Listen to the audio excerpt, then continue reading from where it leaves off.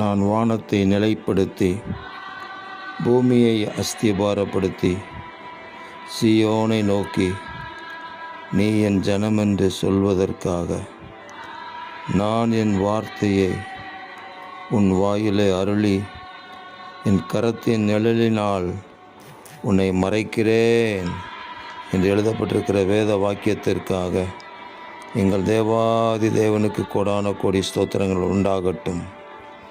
அன்பின் தகப்பனே, நாங்கள் உம்முடைய ஜனம் என்று சொல்லப்படுவதற்காக உம்முடைய வார்த்தையை எங்களுடைய வாயிலே அருளிச் செய்வீராக. உம்முடைய வார்த்தைகள் எங்கள் மூலமாக மற்றவர்களுடைய வாழ்க்கையில் பிரவேசிக்கட்டும்.